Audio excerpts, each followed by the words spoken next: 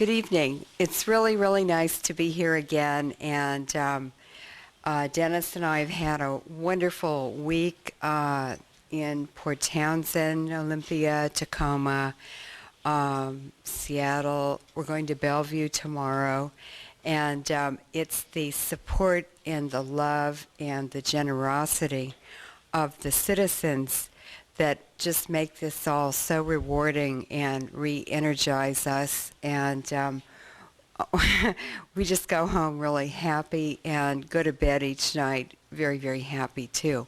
So thank you all, our friends from former visits, and welcome the new ones. And I know we'll be back and hope to see you again, and please bring your friends. I'm a geoscientist. That is a person who's a scientist who studies the Earth and Earth processes. The Earth is like a big recycling machine. And uranium is an element that is, well, uranium-238 is one of many isotopes of uranium. There are only 3 natural ones, and they occur throughout the universe like fairy dust.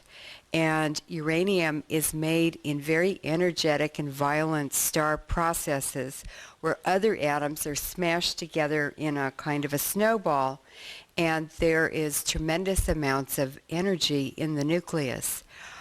Uranium dispersed throughout the Earth has been decaying for the 4.5 billion years that the Earth has been here.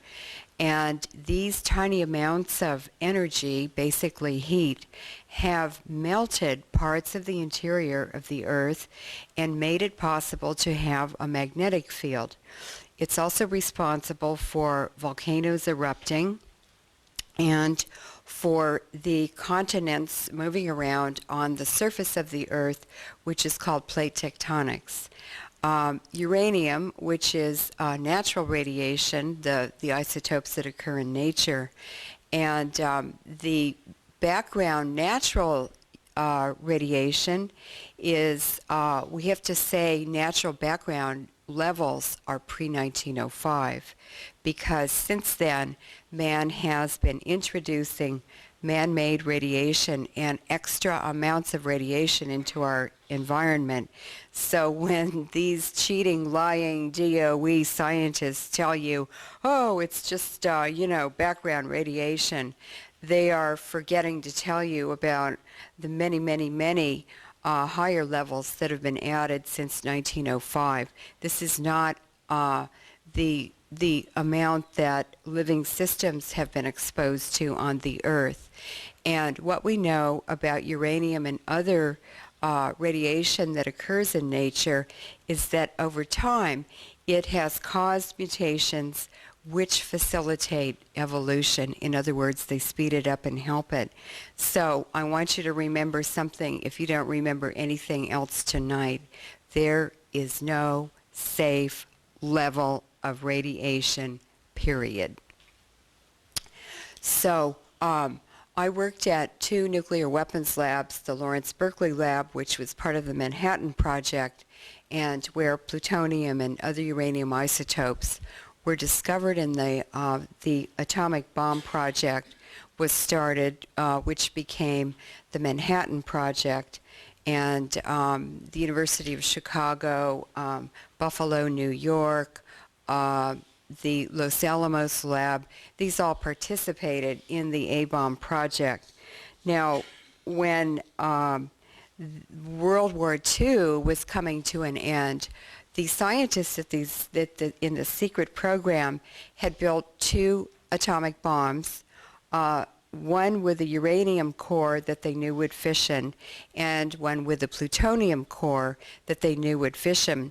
But they weren't really sure they would work. They just hoped they would work. And so they tested one in Los Alamos called the Trinity Test, and then just a few months later, they dropped the uranium bomb, Little Boy, on Hiroshima, and a few days later, the plutonium bomb, Fat Man, on Nagasaki. And and the show was on the road. They said, this is fantastic. We want a nuclear weapons program in the U.S., and the U.S. began a very secret and a very, very, very destructive atomic energy program.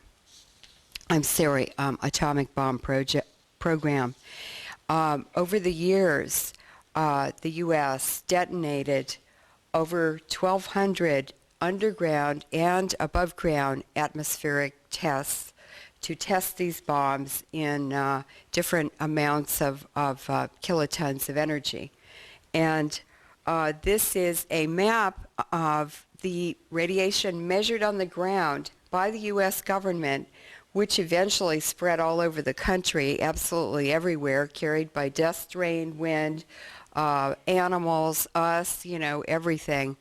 And 2 years ago, the U.S. government admitted that every person living in the United States between 1957 and 63 has been internally exposed to radiation. This is the Radioactive Iodine Map, which the Department of Energy made. You can go to the National Cancer Institute, type in the date and the location where you were any year, and find out the levels that you were exposed to. Now, don't think that they didn't know, because they knew exactly what they were doing. I have declassified documents about the secret measurements of wild game at the Nevada test site from 1957 until 1981, and a declassified document which I just obtained in November. The EPA, the Environmental Protection Agency, had a secret dairy at the Nevada test site, and they measured radiation all through atmospheric testing and even underground testing to determine what the radiation levels were from bomb testing in the meat, the cows, the calves, the bones, the milk, the manure of the dairy animals located near Area 51. We had no idea that was there until an advocate friend of mine in Nevada called me in November and said, I just got these documents declassified. Now, this nuclear weapons program, which was only possible because of the nuclear power program, which provided the plutonium, has had a devastating effect globally, because that radiation from our bomb tests went all over the world, and lower orbital space today is still contaminated with uranium and uranium decay products from that bomb test program. This is an article from the Journal of the American Medical Association. The World Health Organization did a survey of mental illness in countries around the world and published it last June. This is what that bomb testing did to us. In Japan, 8.8% of the population has some form of mental illness. They have 54 nuclear power plants, but they're built on the ocean, so they're fairly safe. In the Ukraine, where they had the Chernobyl accident, 20.4% of the population has some form of mental illness. Spain and Italy, it's 9.2 and 8.2%. France, which is 75% reliant on nuclear energy, it's 18.4%. Mexico is 12.2%, and the United States is 26.3%. In the nuclear power program, I work with a group of scientists called the Radiation and Public Health Project. This is Centers for Disease Control data. This is where 2/3 of all breast cancer deaths between 1985 and 1989 occurred. This is radiation coming out of nuclear power plants and nuclear weapon laboratories. You can see up in this corner that Hanford has contaminated almost more than 2/3 of the state of Washington. And if people are sick, you know why. It gets into the rivers, into the fish, into organisms that are filter feeders, and bioconcentrates it. And there's just no way to avoid exposure unless you know where it's coming from. Dairy products and drinking water are the main pathways. This is a rough sketch of from a talk we just gave at the American Association for the Advancement of Science. It'll be published, and I can get it to you if you're interested in autism. Autism in the United States and in the state of California has increased sixfold since the early 1990s. And what we know now is from California state government data is that there was almost no autism at all in the state until bomb testing started. And autism began to increase, but when nuclear energy started producing electricity exponentially in the state of California, the rate of autism exactly matched that increase. And we now know that this same pattern is repeated nationwide. We can't look at the megawatt hours, so we look at the percentage of time that the nuclear power plants are operating. And in the 1970s, the nuclear power plants around the U.S. were operating 50% of the time. Today, it's 95% of the time. These are old, leaky nuclear power plants. They're running them out to maximize their profits. It's killing our children. It's killing us. It's killing babies. And it's destroying the brains and the brain cells and the cognitive ability of our children. This is an article we're writing right now for newspapers, and we will be publishing it in scientific journals. I think this autism story is absolutely huge. We've collected 6,000 baby teeth around nuclear power plants, measured the radiation in them, and it's higher now than during atmospheric testing. Today, this is from the Washington Post, July 6, 2002. The U.S. counts 1 in 12 children as disabled. That is the price that we are paying for the nuclear power program and the nuclear weapons program. This is complete insanity. What species kills its young for energy? What species kills its young for security? And in what species do males kill the mothers and the children that they father?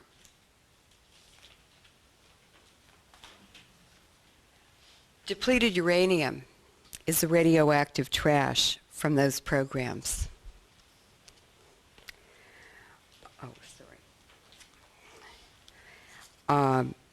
And it was proposed for development as a weapon, a radiological poison gas weapon under the Manhattan Project in 1943. This is the top secret Manhattan Project document dated October 30th, 1943, which is the blueprint for depleted uranium weapons. Dr. James Conant, who developed poison gas weapons in World War I, was chair of the Poison Gas Committee under the Manhattan Project. Senator John Kerry's father brought him into the Manhattan program because he had developed poison gas weapons in World War I.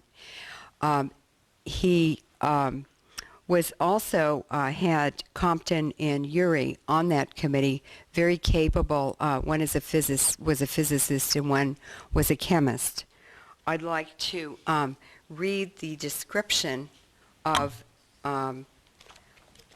what they knew depleted uranium would do as a very effective weapon.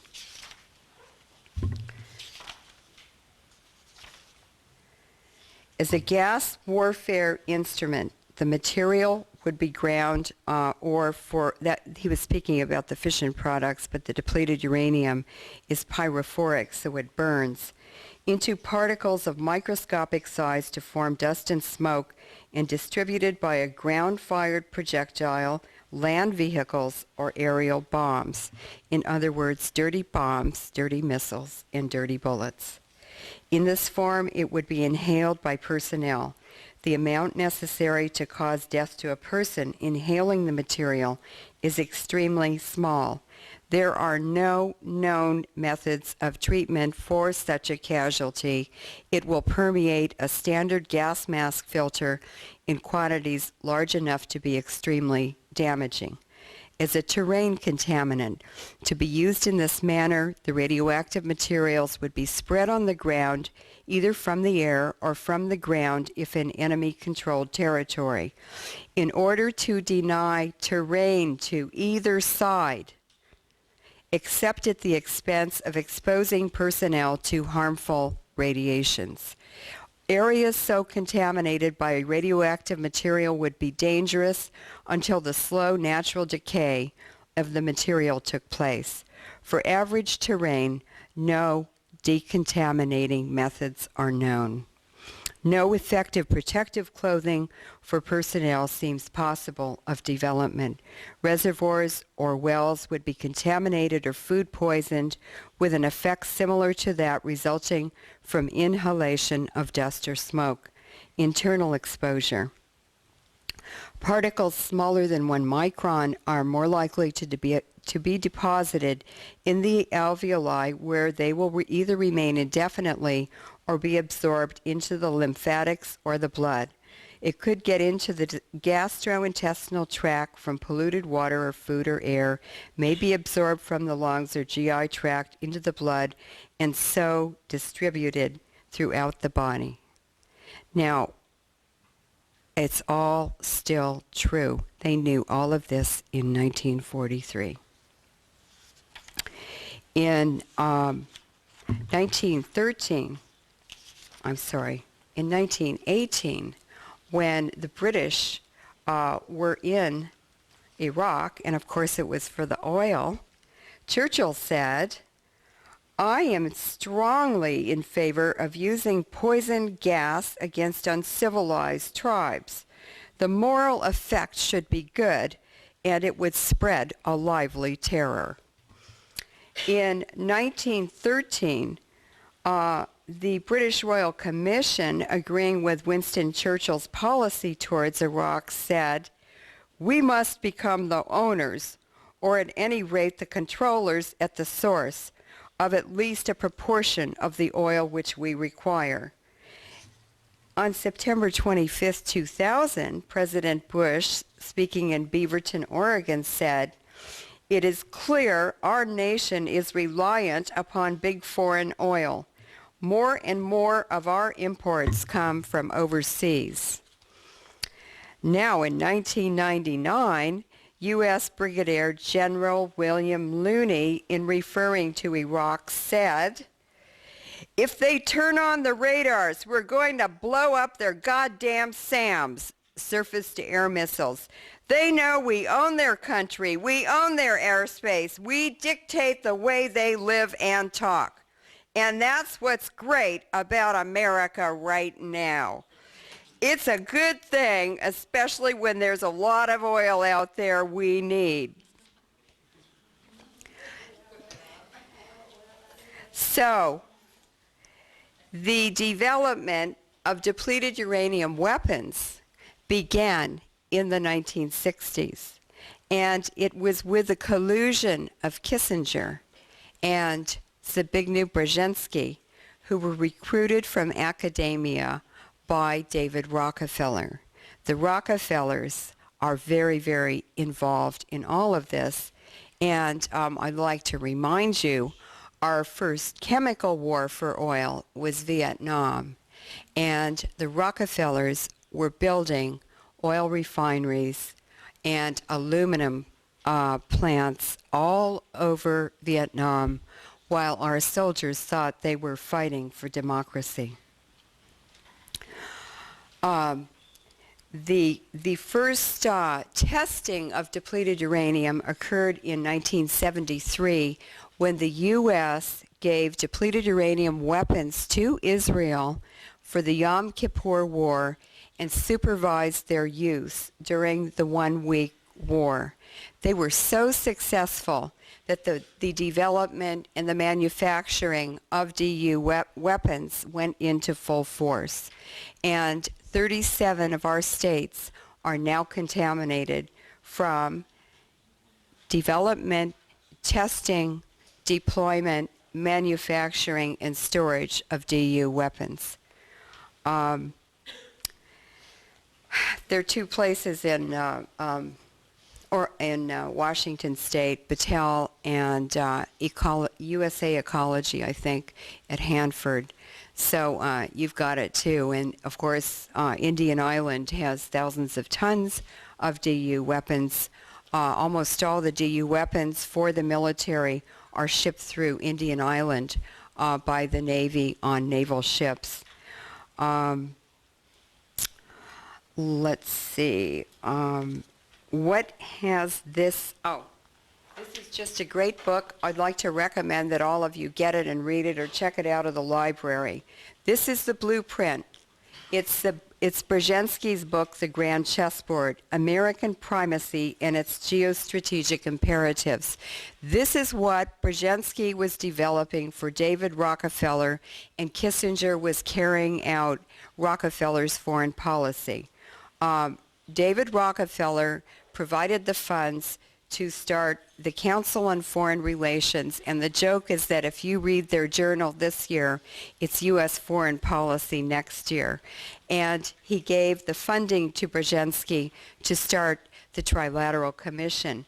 In this book, it's very funny, this is just great, he has laid out the chessboard, the continental area, the continent's population, and the continent's gross national product. So this is where is the loot. Here are the four regions on the Eurasian chessboard that were of greatest strategic imperative for U.S. foreign policy. And the South region is exactly the region now very heavily and permanently contaminated with depleted uranium. And he also has a nice list here of Central Asian countries with the mineral resources and the wealth and what we would like to steal from them. And then, of course, a list of the militaries in those countries. What kind of resistance do we have to overcome or defeat?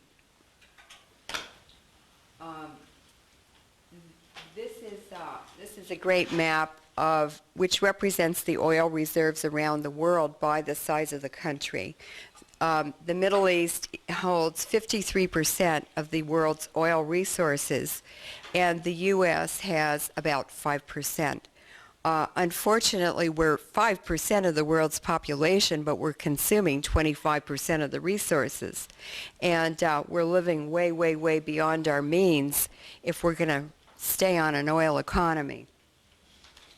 When I became a whistleblower at Livermore in 1991, the Western Regional Inspector for the Department of Energy said to me, after I had left the lab, he said, the nuclear weapons labs exist for the Pentagon, and the Pentagon exists for the oil companies. These radioactive isotopes, unfortunately, are transported with viruses, dust, soot, pollution, bacteria around the world. And there are three major regions for annual dust storms which transport millions of tons of dust and dust and sand around the world. This is a dust storm coming out of the Gobi Desert in Asia. This is loaded with radiation because the Chinese did nuclear weapons testing in the Gobi Desert. That's headed for the United States and North America, Canada. This is a huge dust storm coming out of the Sahara and headed towards Europe. It's carrying Chernobyl fallout, Israeli nuclear weapons program radiation, the depleted uranium from Central Asia and the Middle East, and of course the French nuclear testing from the southern Sahara. All of the hurricanes that hit our east coast and the Caribbean come out of the Sahara. So all that stuff is transported across the Atlantic and ends up in our drinking water, food, in our bodies.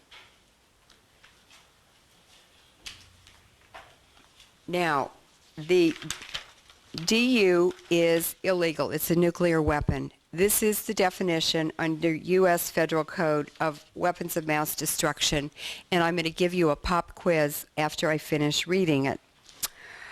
U.S. Code, Title 50, Chapter 40, Section 2302.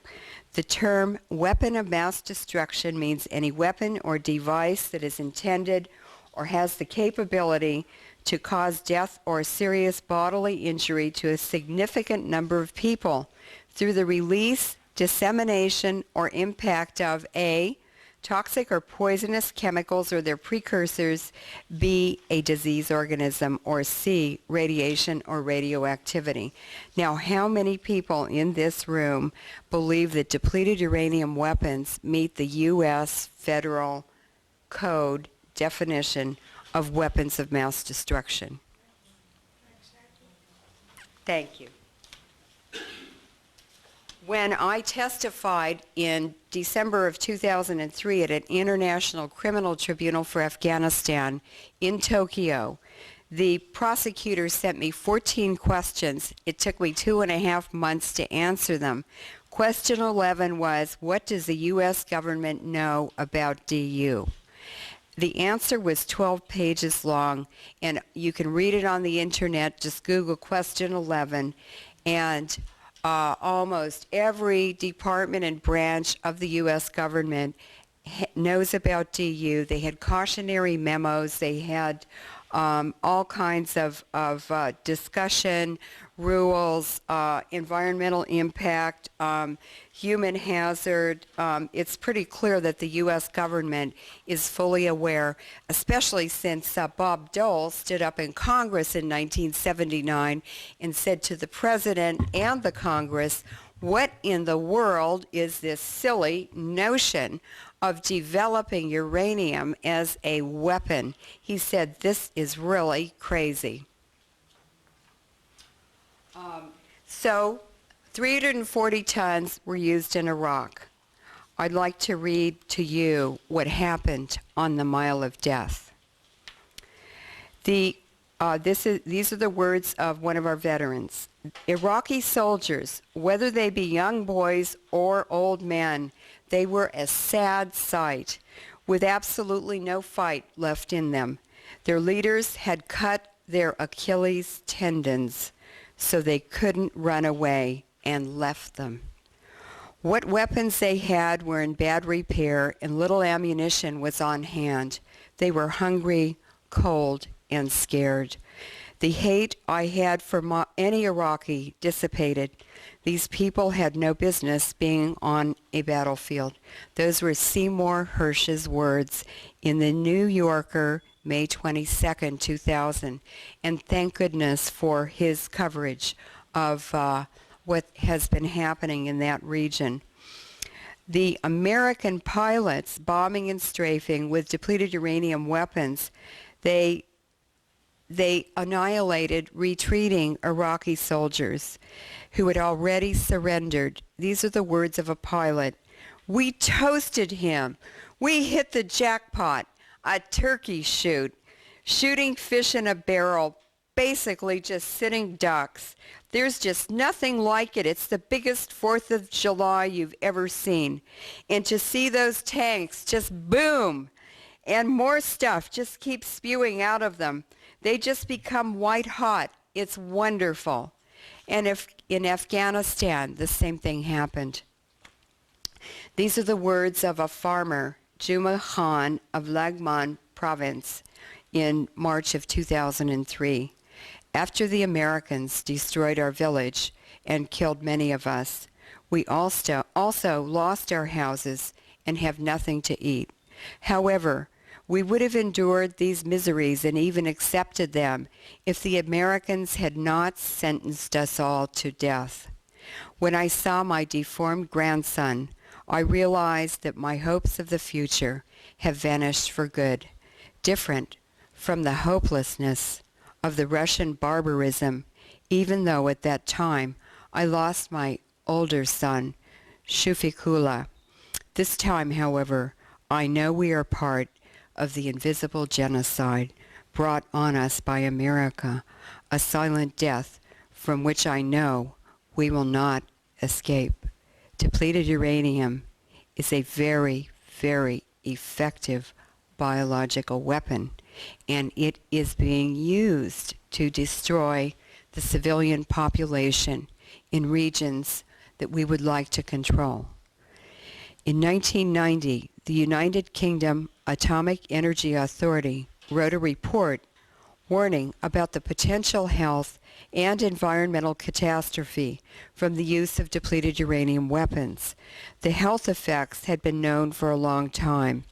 The report sent to the UK government warned that, in their estimation, if 50 tons of residual DU dust remained in the region, there could be 500,000 extra cancers by the end of the century, 2000. Estimates of depleted uranium weapons used in 1991 now range from the Pentagon's admitted 325 tons, and that's only bullets, to other scientific bodies who put the figure as high as 900 tons. A warthog shoots 1.5 tons of bullets in 1 minute. That would make the number of estimated cancers as high as 9 million, depending on the amount used in the 1991 Gulf War. In the 2003 Gulf War, estimates of 2,200 tons have been given, causing about 22 million new cancers. Altogether, the total number of cancer patients estimated using the UK AEA data would be 25,250,000. In July 1998, the CIA estimated the population of Iraq to be approximately 24,683,313. Ironically, UN Resolution 661, calling for sanctions against Iraq, was signed on Hiroshima Day, August 6, 1990. Does anyone in this room think that we are not using DU deliberately as a biological weapon? But what is happening is that what we're using over there is coming over here. And as a geologist, we know from volcanic eruptions that the ash is distributed globally throughout the atmosphere in 1 year. The smog of war over Kuwait and Iraq, which was there for a year after Gulf War I, was found in the ice record deposited on the top of the Andes, Hawaii, the Alps, the Himalayas, the Antarctica, and Greenland. It's everywhere. And it's chemicals and radiation and biological agents together. They enhance each other synergistically. Well, we wanted to find out how much DU is being manufactured in the U.S. because we suspected the U.S. was using a lot more. Now, one of the Japanese physicists who came to our Hamburg conference calculated that 800 tons of depleted uranium, if it's released into the air, is the atomicity equivalent, or the equivalent number of radioactive atoms, as 41,000 Nagasaki bombs. We have released over 250,000 Nagasaki bombs, equivalent radiation, into our atmosphere. But what's even more alarming is that the McAllister bomb factory in Oklahoma, McAllister, Oklahoma, was applying for relicensing at the NRC in order to be able to continue manufacturing DU weapons. And in order to maintain level 1 status, which they have to do to get relicensed, they must be able to ship 1,600 tons of depleted uranium weapons a day. That's 166,000 Nagasaki bombs of radiation. It's 20 train car loads of DU going out of that factory every day. It's only one of 4 U.S. Army bomb factories. And altogether, at all 4 bomb factories at any one time, they are allowed by the NRC to have up to 44,000 tons of DU on site. That's 4.5 million Nagasaki bombs. And what has happened to our soldiers, as you heard from Dennis, is that they've been devastated.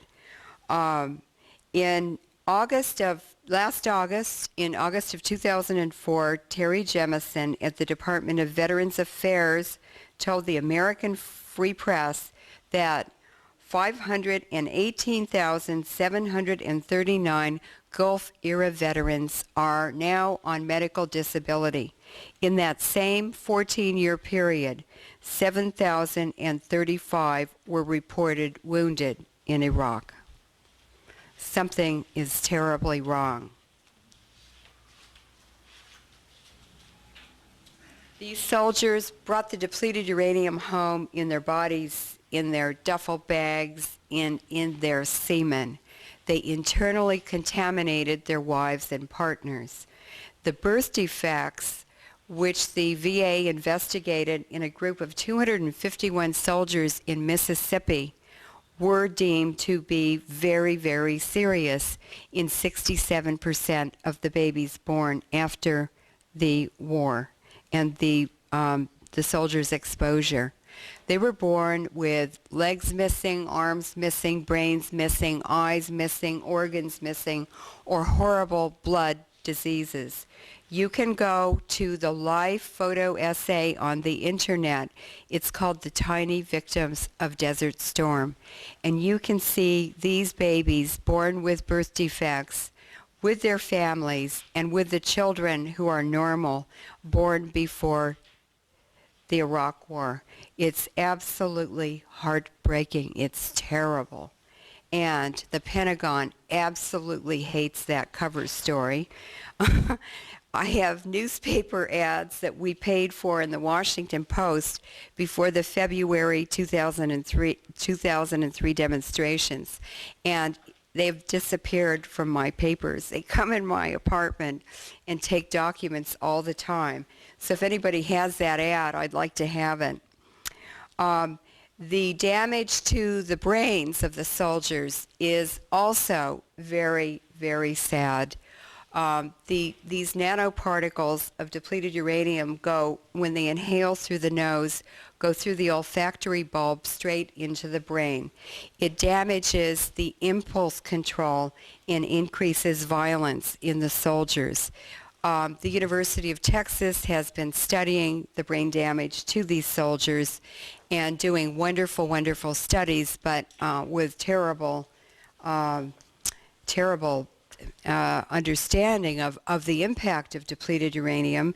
And a few years ago, after Afghanistan, the war there, 4 soldiers came back to Fort Bragg, and within 2 months, 4 had murdered their wives.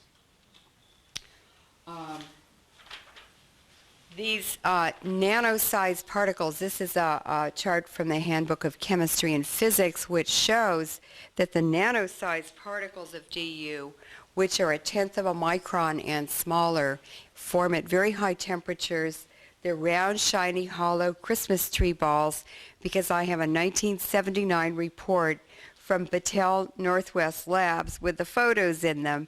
And this study was done for the U.S. Army It was distributed to 5 pages of people in the Pentagon, and of course they buried the report, and Battelle finally published it 20 years later in 1999. These tiny particles, nanoparticles, have a separate effect from the chemical effect and the radiation effect. In a study on fish exposed to nanoparticles reported by Jim Thomas in The Ecologist, buckyballs cause brain damage and genetic changes in fish. Professor Gunther Oberdorster at the University of Rochester, Department of Environmental Medicine, reported that Teflon particles that were 0.13 microns in diameter, that's the size of a virus, caused no ill effects in mice. But when mice were exposed to nanoparticles 0.02 microns in diameter for just 15 minutes, nearly all the mice were dead within 4 hours.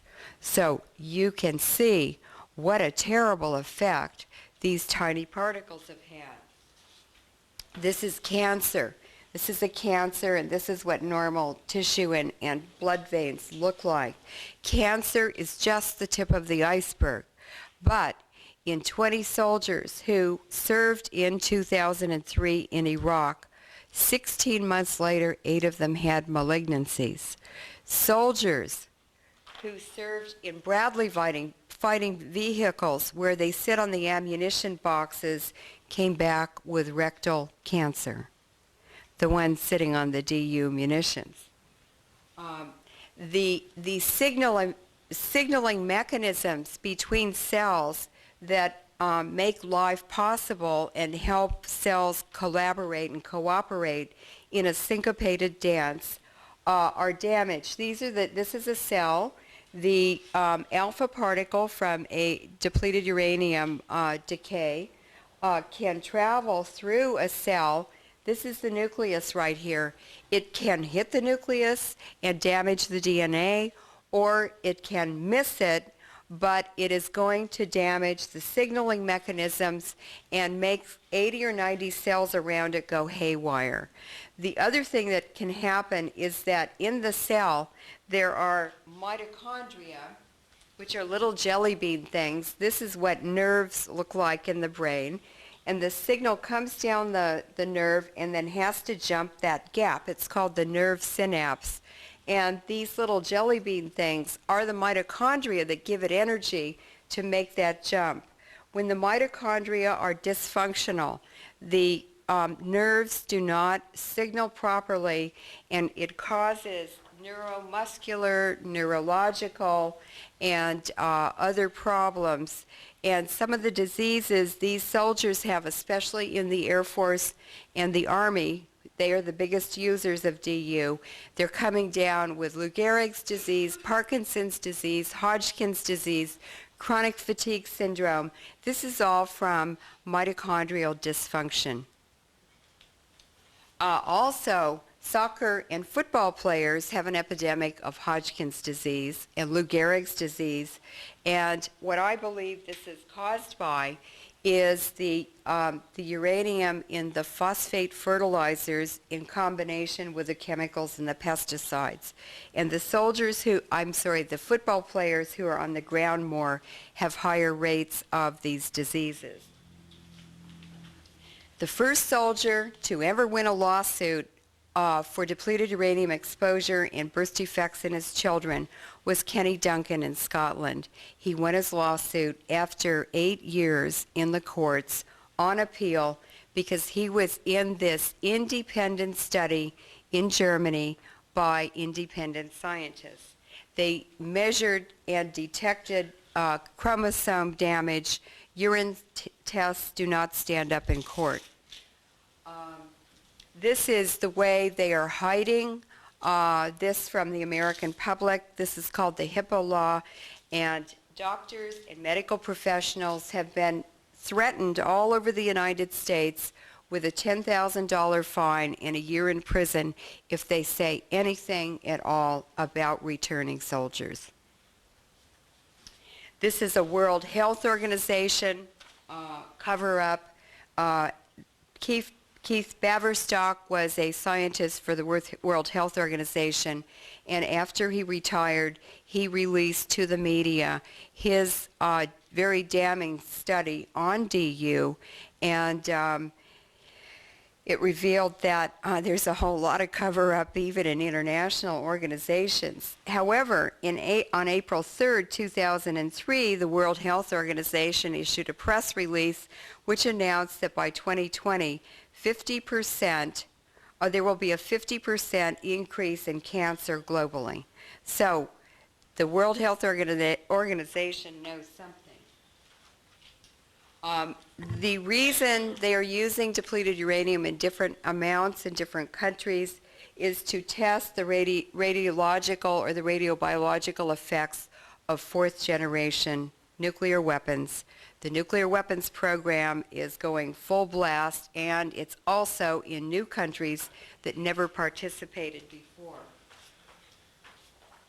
Now what are we going to do about it? This is a new film called Beyond Treason, and it's about depleted uranium, but we wanted to show the history of treason by our government against American citizens and soldiers, and the declassified documents for the atomic veterans, for the MK Ultra mind control experiments, for Agent Orange in Vietnam, and DU will be on a CD that is packaged with the DVD or the video. This should be out in a month or two. There is a depleted uranium conference in the European Parliament June 23rd to 26th. They want to abolish depleted uranium weapons in all NATO countries. This is a very, very important conference, and it's because of our efforts to abolish depleted uranium weapons. We've been working, I've been working 5 years, Dennis has been working 3 years, and other scientists and international lawyers have been working even longer. This is the obituary of Theodore Taylor. He was one of the premier nuclear weapons designers at Livermore Nuclear Weapons Lab, where I worked. This was in the Washington Post, November 3rd, 2004.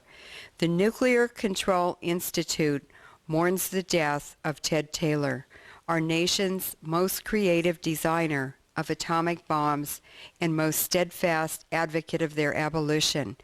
As a founding member of our board of directors over the past 23 years, he was resolute in opposing the further spread of nuclear weapons and in searching for a way to a nuclear-free world. His determination and vision were summed up in a favorite phrase: nuclear is different.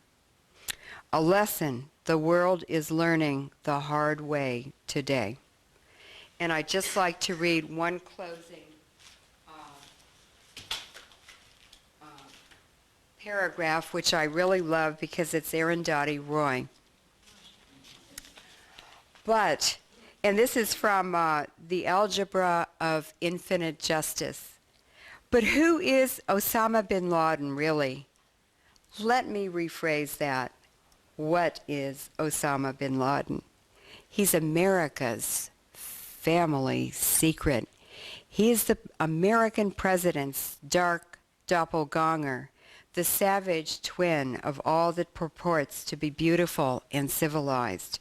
He has been sculpted from the spare rib of a world laid to waste by America's foreign policy, its gunboat diplomacy, its nuclear arsenal, its vulgarly stated policy of full-spectrum dominance, its chilling disregard for non-American lives, its barbarous military interventions, its support for despotic and dictatorial regimes, its merciless economic agenda that has munched through the economies of poor countries like a cloud of locusts.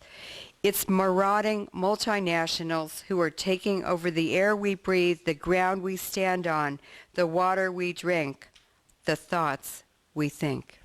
Thank you very much.